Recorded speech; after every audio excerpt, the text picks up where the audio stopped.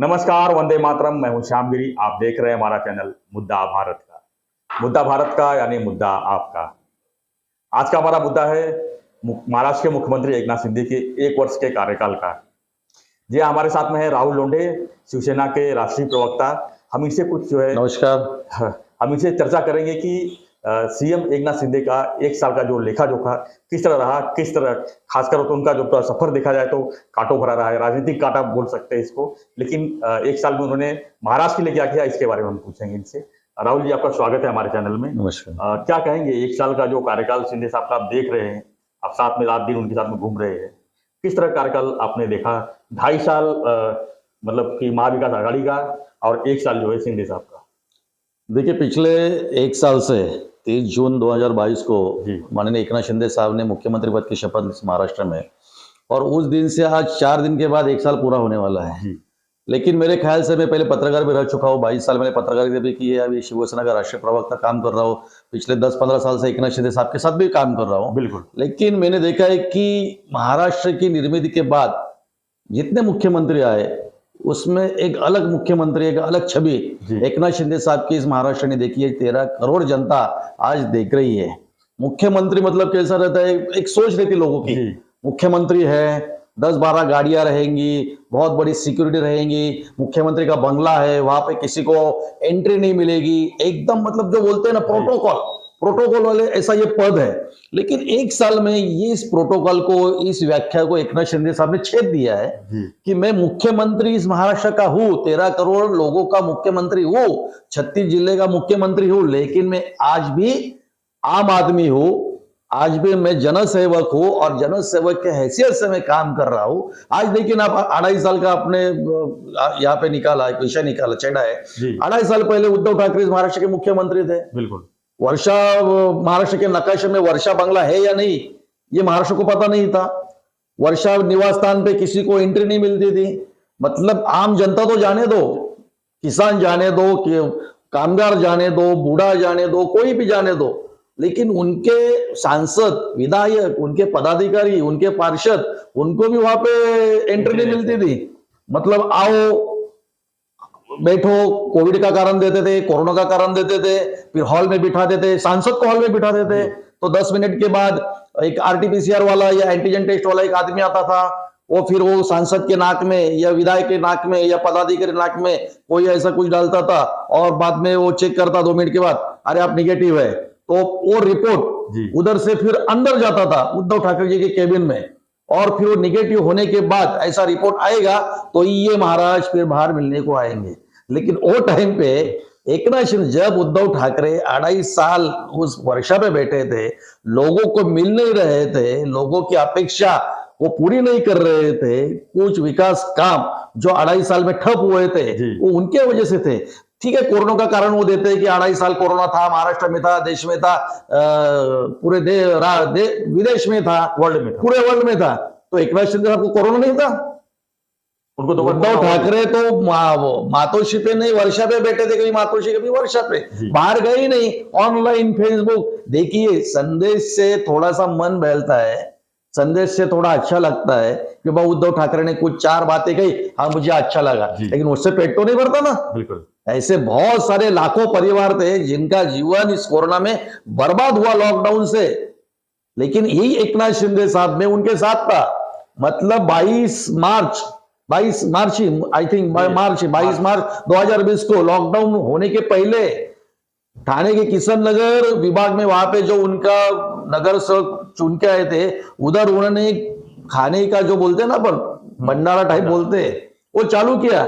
Daily 10,000 लोगों को थाना में, जो फुटपाथ पे रहते थे, जिनको कोई आसरा नहीं था, जो अनाथ थे, उनको कौन देखने वाला था? लोग तो घर में बैठे थे, पुलिस बाहर नहीं निकल देती थी, उद्धव ठाकरे आह्वान कर रहे थे बाहर मत निकलो, क्योंकि लोग गरीब थे, उनका क्या होता था? ये एकनाथ शिंदे साहब ने फिर वो दशा देखी, वो रास्ते पे उतरे। मैं तो आपको बहुत सारे फोटो भी दिखाऊंगा। मतलब कोरोना के पहले लहर में जैसे हॉटस्पॉट बोलते थे टाइम पे, ये हॉटस्पॉट है, उधर कोई जाना नहीं चाहिए, इधर से बैरिकेड, उधर से बैरिकेड, ऐसे बैरिकेड लगते थे, और फिर लोग अंदर, यहाँ पे पुलिस वहां पे। लेकिन वही हॉटस्पॉट में एकनाथ शिंदे साहब हाथ में माइक लेके उनके साथ मैं भी जाता था, मेरे हाथ में भी माइक है, एक वो अनाउंस करते थे, मैं अनाउंस करता था कि डरो मत, आपको सब मिलेगा, आपको घर पे मिलेगा। ये सब उन्होंने कहा नहीं। थाना रहने दो, ठाणे शहर रहने दो, घोड़बंदर रहने दो, उनका जो मतदार संघ है, कॉन्स्टिट्यूंसी उनका कोपरी पांच पकड़ी विधानसभा मतदार संघ रहने दो, हर एक घर में उन्होंने चूल्हा जलाया 2 महीने तक। 2 महीने तक उन्होंने चूल्हा जलाया। वो अगर बोलते हैं नहीं, मैं इस जिले का पालक मंत्री हूं, ठाणे जिले का, मैं इस महाराष्ट्र का नगर विकास मंत्री, मैं भी घर पे रहूंगा, ऑनलाइन और फेसबुक से माध्यम से मैं मेरे थाना के जनता से संवाद करूंगा, ऐसे उन्होंने कहा नहीं। वो रास्ते पे उतरे, चूल्हा जलाया उन्होंने। और सबसे बड़ी एक बात कहे तो मैं उनके बंगले पे था एक बार, एक चैनल को इंटरव्यू देने के बाद वो घर पे बैठे, मैं बोला साहब अभी कहाँ पे जाना है? वो बोले सिविल हॉस्पिटल जाना है। अरे बोला सिविल हॉस्पिटल तो सबसे बड़ा थाने जिला का इतना बड़ा हॉस्पिटल, पहला कोविड हॉस्पिटल सेंटर है और वहां पे कोरोना के बहुत सारे पेशेंट है। बोला साहब वहां पे क्यों जाने का? तो मेरे ऊपर साहब भड़के, लिटरली बता रहा हूँ, सच बता रहा हूँ, जब मेरे ऊपर भड़के, अरे मैं नहीं गया तो वहां पे लोग मरेंगे, मैं नहीं गया तो वहां के जो सिस्टर्स लोग, नर्स लोग, डॉक्टर लोग हड़ताल करने वाले हैं, क्योंकि उनको भी कोई देखने वाला कोई नहीं है। तो ये एकनाथ शिंदे साहब उस सिविल हॉस्पिटल में गए, सिविल सर्जन उनको बोल रहे हैं कि साहब नीचे से बात कीजिए, मैं आपको क्या बोलते हैं बोलने वाला माइक, हाँ वो देता हूं, आप नीचे से ही डायलॉग कीजिए लोगों से। बोले नहीं, ये अंतर मुझे नहीं चाहिए। और ये एकनाथ शिंदे साहब वो वार्ड में गए, पीपी किट पहना और वो अंदर गए, नर्स को मिले, डॉक्टर को मिले, जो पेशेंट थे उनका हौसला बढ़ाया। एकनाथ शिंदे साहब को डर नहीं था। मतलब आप कहना चाह रहे हैं कि शिंदे साहब ने काम किया और ये देखिए काम के, उद्धव ठाकरे को मुख्यमंत्री का पहला काम के बदौलत ही उनको मिला है। अगर कोई बोलता है कि उनको पालक मंत्री पद मिला, उनको विधायक मिला, उनको नगर विकास मंत्री पद मिला, ये काम करने वाले को ही मिलता है ना। अगर एकनाथ शिंदे साहब काम नहीं करते, लोगों के बीच में जाते नहीं थे, देखिए आप तो दिघे साहब के साथ भी काम आपने देखा है। बिल्कुल, आनंद दिघे साहब ने इस थाने जिले में शिवसेना कैसे बढ़ाई है। पालघर जिले में डहाणू, पालघर, मोखाडा, तलासरी, वसई, विरार, उत्तन, भाईंदर, वाड़ा, मोखाडा, जवार, शाहपुर, भिवंडी से लेकर नवी मुंबई तक आनंद दिघे साहब ने बढ़ाई ना। मतलब ये थाने जिला है, शिवसेना का बालेकिल्ला था आनंद दिघे का थाने जिला। लेकिन 2001 में जब दिघे साहब छोड़ के गए शिव सैनिकों को, तब ये थाने जिला किसने देखा? एकनाथ शिंदे साहब ने ना। कौन था वो टाइम पे? मातोश्री आई थी, उद्धव ठाकरे आए थे कि नहीं मैं थाने जिले में आके बैठता हूं।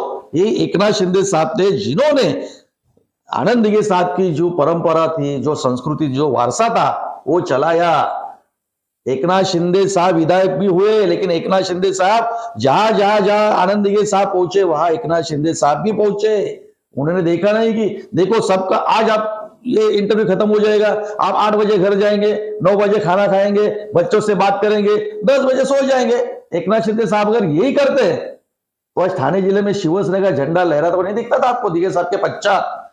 लेकिन एकनाथ शिंदे साहब 4 बजे तक जागते थे, वाड़ा में जाते थे, मोखाड़ा जाते थे, तलासरी जाते थे, पालघर जाते थे, वसई जाते थे, शाहपुर जाते थे, मुरबाड जाते थे, बदलापुर, अंबरनाथ, कर्जत, वांगी, सब जगह घूमते थे। इसलिए कल्याण डोंबिवली महानगर पालिका, थाने महानगर पालिका, उल्लासनगर महापालिका, अंबरनाथ नगर पालिका, बदलापुर नगर पालिका, पालघर में विधायक, थाना में सांसद, कल्याण में सांसद, थाने जिला परिषद जो 1962 में महाराष्ट्र में जिला परिषद की स्थापना हुई, 55 साल बाद थाने जिला परिषद में शिवसेना का भगवा लहराया, झंडा लहराया।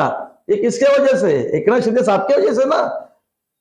तो काम करने वाला आदमी ये मास लीडर रहता है और क्लास लीडर घर में बैठता है, ये महाराष्ट्र ने देखा है। तो घर बैठ के उनको नंबर, उनका खिताब कैसे मिला मुख्यमंत्री? देखिए नंबर देने वाले तो वही है। नंबर मैं बोला बाबा श्यामगिरी जी, मैं आपको फोन किया, मैं अच्छा काम करूं ऐसा लिखो, ऐसा बताओ, हो सकता है ना, करते हैं। और मैं एक और बात कहता हूं कि मास लीडर और क्लास लीडर फर्क रहता है। क्लास लीडर फेसबुक पे रहते हैं और मास लीडर लोगों के बीच में रहते हैं। केरल में बाढ़ आई, बाहर का राज्य था, एकनाथ शिंदे साहब ने देखा अरे मैं तो थाने जिला का पालक मंत्री हूं, महाराष्ट्र का नागरिक हूं, केरल में बाढ़ आई तो मैं वहां पे क्यों जाऊं? सब डॉक्टर की फौज लेके एकनाथ शिंदे साहब केरल में पहुंचे। एकनाथ शिंदे साहब 8 दिन केरल में रहे, दवाई दी लोगों को, जो जीवनाशक वस्तु थी वो दी। वो तो जाने दो, 2 साल पहले, 3 साल पहले कोरोना के, मुझे लगता 2021 में बाढ़ चिपळूण, वहां भी बाढ़ थी। कौन गया वहां पे? कोल्हापुर, सांगली, वहां पे बाढ़ थी। कौन गया वहां पे? उद्धव ठाकरे गए। पानी में आदित्य ठाकरे गए, पानी में उतरे एकनाथ शिंदे साहब, उधर छोटे होड़ी में बैठे, रात को टॉर्च लेके लोगों को निकालने के लिए एकनाथ शिंदे साहब, लोगों को राहत दे रहे थे एकनाथ शिंदे साहब, लोगों को बर्तन से लेके कपड़ा से लेके सब बांट रहे थे एकनाथ शिंदे साहब।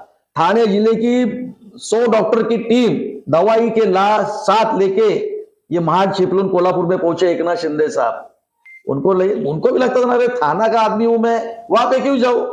कोई दूसरा मंत्री आपने देखा? संजय राउत को आपने देखा? ये संजय राउत आज बार बार जो एकनाथ शिंदे साहब के चारित्र के ऊपर बात करते हैं, बौखले हुए बात करते हैं, बिना बदतमीजी से बात करते, संजय राउत का योगदान है। मुझे आज बताइए कि संजय राउत आपको कभी बाढ़ में लोगों की मदद करते हुए दिखे? संजय राउत कभी लोगों के बीच में दवाई बांटते हुए दिखे? संजय राउत ने अभी तक कोई हेल्थ कैंप लिया है? संजय राउत महाड चिपलून कोल्हापुर के बारे में उतरे हैं, लोगों को राहत दी है? संजय राउत ने कोरोना के टाइम पे 1 साल में ऐसा कुछ फूड कैंप खोला था लोगों के लिए? संजय राउत का एक फोटो दिखाइए। संजय राउत ने किसी को रेमडेसिविर दिया? संजय राउत ने किसी को टॉक्सिजुबिलम इंजेक्शन दिया? संजय राउत कभी आर्सेनिक एल्बम के गोलियां बांटते हुए दिखे? ये देखो ना, एकनाथ शिंदे साहब ने किया है, इसलिए संजय राउत को भी बोलने का हक नहीं है। इसलिए मैं बात कहता हूं कि क्लास लीडर और मास लीडर में फर्क रहता है, और जो 1 साल में एकनाथ शिंदे साहब कर रहे हैं वही लोगों को पसंद आ रहा है, लोग अप्रिशिएट हो रहे हैं। आज भी एकनाथ शिंदे साहब वर्षा पे जाइए, श्यामगिरी जी 3 और 4 बजे सोते हैं। वो क्या पिक्चर नहीं देखते ना? 3 बजे तक वेब सीरीज नहीं देख रहे, पिक्चर नहीं देख रहे।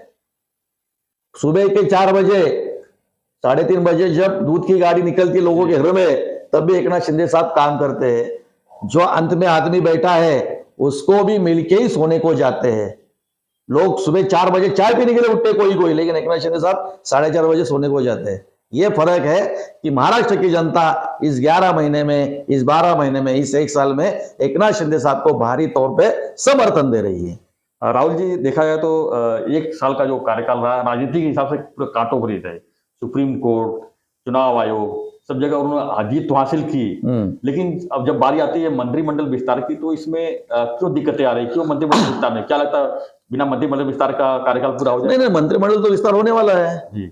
1 साल तो हो गया, लेकिन मंत्रिमंडल का विस्तार होने वाला है। ऐसा कोई एकनाथ शिंदे साहब ने भी बात नहीं की, ना देवेंद्र फडणवीस ने बात की कि बाबा होने ही वाला नहीं है, होगा ही नहीं है। 1 साल होने वाला है। 1 साल के आपको लगेगा बाबा, मैं कहता हूँ प्रवक्ता के ऐसे की जो शिंदे साहब बात करते हैं, जो फडणवीस साहब बात करते हैं, वो पूरी तरह से वो 100% खड़ा करके दिखाते हैं। तो नजदीक ही है, जल्दी ही मंत्रिमंडल विस्तार होगा, एक्सपेंशन होगा। जिनको कहा गया है, जो काबिल है, उन विधायक को मंत्री पद मिलेगा, और जो काबिल नहीं वो नाराज हो जाएंगे तो नहीं। नाराज देखिए, मंत्री पद सबको तो नहीं मिल सकते हैं। आज मैं आपके सामने बैठा हूं प्रवक्ता हिस्से से, अगर हर कोई प्रवक्ता रहता तो कैसा होता था? क्योंकि पार्टी देखती है, नेतृत्व देखता है, वरिष्ठ लोग देखते हैं कि बाबा श्यामगिरी काबिल है तो श्यामगिरी को मिलने वाला है, राहुल लोंढे काबिल नहीं तो राहुल लोंढे को नहीं मिलेगा। लेकिन राहुल लोंढे काम का नहीं है, ऐसा नहीं, तो वो तो विधायक है ना। 3 लाख लोगों ने उसको विधायक करके चुन के दिया है, 1 बार दिया है, 2 बार दिया है, या कोई पहली बार आया है, लेकिन वो भी कैपेबल है। लेकिन जो सीनियरिटी है, जो कैपेबल है, जो काबिल है, उसको ही वहां पे काबिलियत की बात करें तो ऐसे भी चर्चा हुई थी कि 4 जो मंत्री हैं अभी, जो मौजूदा मंत्री, 9 मंत्री शिंदे साहब को छोड़ के 9 मंत्री में 4 मंत्रियों को जो है इस्तीफा देने के लिए भी कहा गया है। नहीं, ये देखो, ये कौन सा सोर्स है मुझे पता नहीं है। ये किसी के ख्याली पुलाव भी रहेंगे, कोई अगर क्या बोलते मराठी मध्ये बोलतो मिठाचा खड़ा या नमक छिड़कना, ऐसे भी विरोधियों का काम रहता है। उनको काम क्या है? जो हमारे विधायक है, जो हमारे मंत्री है, जो भारतीय जनता पार्टी के रहने तो या शिवसेना के रहने तो अच्छा काम कर रहे हैं, लोगों के बीच जा रहे हैं, और सबसे बड़ा लोगों के बीच जा रहा है हमारा मुख्यमंत्री जा रहा है। आज भी देखो, कल मुंबई में बारिश हुई, मिलन सभा अंधेरी का जी, पिछले 25 साल से मैं भी सुनता था पत्रकार से, बारिश हुई मिलन सभा बंद, बारिश हुई मिलन सभा बंद, बारिश हुई मिलन, कल 70 मिलीमीटर पाउस होने के बाद भी कल मिलन सभा खुला था। लेकिन आरोप तो लग रहा है कि पहली बारिश देखिए, मैं बता रहा हूं कि पहली बारिश देखो 115 मिलीमीटर बारिश हुई एक दिन में, और जो ऐसे आरोप करते हैं वो बारिश है। ये एकनाथ शिंदे साहब कल वर्षा से निकले, कुछ प्रोटोकॉल नहीं था, कुछ कार्यक्रम नहीं था, कुछ आयोजन, लेकिन पहुंचे ना, अंधेरे में पहुंचे, कोस्टल रोड में पहुंचे। वो चाहते तो बारिश हो रही घर पे बैठ जाते थे, लेकिन ये मुख्यमंत्री जा रहे। ये देश का पहला मुख्यमंत्री है, इस राज्य का पहला मुख्यमंत्री है कि वो नाले में उतर के नाले सफाई की, जो कैसा काम चल रहा है जायजा ले रहे हैं। उसका जायजा ले रहे। वो उद्धव ठाकरे कभी उतरे, ये संजय राउत कभी उतरे, आदित्य ठाकरे कभी, ये पेस्ट्री वाले लोग हैं, इनको क्या पता। एकनाथ शिंदे साहब ने गरीबी देखी है, एकनाथ शिंदे साहब ने गरीबी के एहसास लिया है। एकनाथ शिंदे साहब एक ग्रास रूट से काम करके ऊपर पहुंचे हुए नेता है। एकनाथ शिंदे साहब के ऊपर 100 से ज्यादा जन आंदोलन के केसेस है, लोगों के हित में केसेस है। इनके ऊपर क्या है, मैं आज ऐलान करना चाहता हूं, मैं संजय राउत जी को बताना चाहता हूं कि अगर बहुत बड़े नेता है, शिवसेना के आप बहुत बड़े समर्थक है, बाला साहब ठाकरे को आप पूछते तो पूरे राजकीय जीवन में एक पुलिस केस जन आंदोलन की आप कर हुई है, ये सामने दिखाइए, या आप पत्रकार आप ढूंढिए। मैंने ढूंढा नहीं मिला, मुझे एक ही केस मिली, वो भी संपादक के हैसियत से उन्होंने कुछ लिखा था, उसकी केस है मुंबई पुलिस के पास। बाकी ये केसेस दिखाओ कि बाबा गरीबों के लिए उन्होंने अपने पत्राचाल का केस, पत्राचाल है ना, वो तो घोटाला है। एकनाथ शिंदे साहब के ऊपर घोटाले की केस है। एकनाथ शिंदे साहब के ऊपर अगर किसी को शक्कर नहीं मिल रही है तो गोदाम फोड़ने की केस है। अगर बार वाला, बियर बार वाला या डांस बार वाला उधर तकलीफ दे रहा है तो बार फोड़ने की केस है। एमएसबी वालों ने लाइट नहीं लगाई या ज्यादा बिल भेजा है, वो एमएसबी ऑफिस लोगों के हित में तोड़ने की केस है। ना एकनाथ शिंदे साहब के ऊपर पत्राचाल की केस है, न कोई घोटाले की केस है। तो मुझे यही पता है कि संजय राउत ने कभी आपने राजकीय जीवन में कभी पीठ पे लाठी खाई है लोगों के लिए, कभी आंदोलन में उतरे हैं, कभी जेल में गए, कभी पुलिस कस्टडी मिली है, या कभी थाने जेल में बाबा लोगों के हित में मैंने ये आंदोलन किया और पुलिस ने मुझे, सरकार ने उठा के जेल में डाला, ऐसा कुछ है? आप तो पत्रकार है, आपको भी पता है कि संजय राउत के ऊपर, आदित्य ठाकरे के ऊपर, उद्धव ठाकरे जी के ऊपर एक भी केस नहीं है। केस तो बाला साहब ठाकरे जी के ऊपर थे, क्योंकि उन्होंने महाराष्ट्र के हित में, मराठी के हित में, हिंदुत्व के हित में काम किया, इसलिए उनके ऊपर केस है। आज इन्होंने तो हिंदुत्व छोड़ा है। बाला साहब ठाकरे जो कट्टर हिंदुत्व था, गर्व से को हम हिंदू है, हिंदुत्व ही राष्ट्रीयत्व है, ये बाला साहब ठाकरे जी का नारा था। इनका नारा क्या है?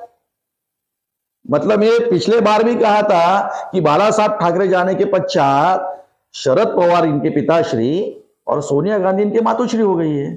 ये सच है, ये आईना है और लोग देख रहे हैं, और इसलिए लोग एकनाथ शिंदे साहब को पसंद कर रहे हैं कि 11 महीने में पहले कैबिनेट में उन्होंने पेट्रोल डीजल के भाव कम कर दिए, महाराष्ट्र के मेट्रो किसानों को 50,000 रुपए का जो बोनस था उनके बैंक अकाउंट में डाल दिया। एनडीआरएफ के जो नियम थे वो बदल के लोगों को, किसानों को मदद राहत दी। जो बाढ़ में, जो आपातकालीन परिस्थिति में जो मदद सरकार करती है, उसके नियम बदल के ज्यादा मदद का जिया निकाल दिया।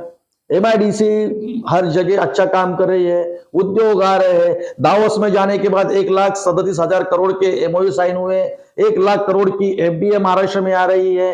ये मेट्रो का काम चल रहा है अच्छी तरह, थाने में चल रहा है, मुंबई में चल रहा है। जो नावा शेवा, जो ट्रांस हार्बर लिंक है, उसका काम जोरों से चल रहा है। समृद्धि महामार्ग के 2 चरण का काम हो गया, उसका उद्घाटन हुआ है। लास्ट में 3रा चरण थाने तक ये काम आएगा। मुंबई एक्सप्रेस जो मिसिंग लिंक थी, वो आधा घंटे में आप जल्दी पूरा पहुंचोगे, जल्दी मुंबई पहुंचोगे, ये काम जोरों से चल रहा है। मतलब हर जगह एकनाथ शिंदे साहब काम कर रहे हैं। जो 50% एसटी, जो अपना महाराष्ट्र स्टेट की जो गाड़ी है, एसटी है, बसेस है, उसमें 50% सहूलत दी महिलाओं के लिए।